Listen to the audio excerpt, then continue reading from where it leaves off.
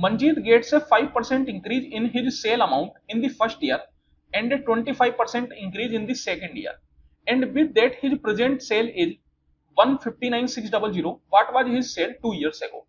देखिए बोला जा रहा है कि मंजीत ने अपनी जो सेल अमाउंट है उसको 5% इंक्रीज किया पहले साल पे, और फिर दूसरे साल पे 25% इंक्रीज किया, तो जो उसकी प्रेजेंट सेल है वो हो गई 1,59,600 की।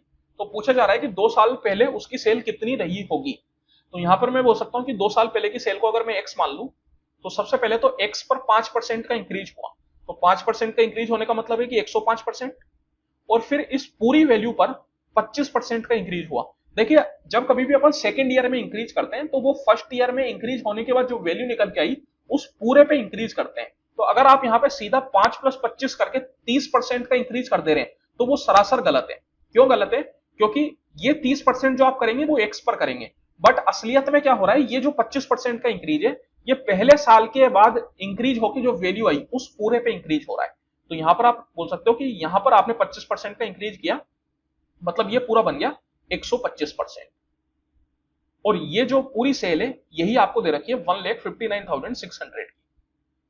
तो यहां पर आप सोल्व कर सकते हैं। सबसे पहले 25 से 5 बार में, 25 से 4 बार में, और 5 से 21 बार में, 5 से 20 बार में, 5 से 4 बार में।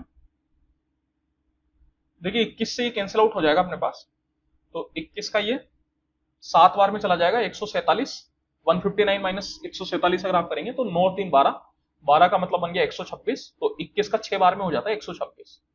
तो x इक्वल टू आ गया आपके पास 7600 इंटू 4 दैट इज 16। तो यहां पर मैं बोल सकता हूं कि 2 जीरो आएगा जो कि 2 ऑप्शन में है। और अगर आप देखेंगे तो देखिए 16 का 7 बार में 112 होता है, दैट मीन्स कि 1,12,000 से तो ऊपर ही जाएगा, तो ऑप्शन नंबर डी तो नहीं हो सकता, ऑप्शन नंबर बी ही अपना आंसर बन जाएगा। आप चाहे तो सोल्व करके देख सकते हैं। 16 का 6 बार में हो गया अपने पास 6 में 6, 9 कैरी चला गया, 16 7 112, 112 प्लस 9 अगर आप करेंगे तो कितना आ जाएगा 121। तो 121,600, ऑप्शन नंबर बी।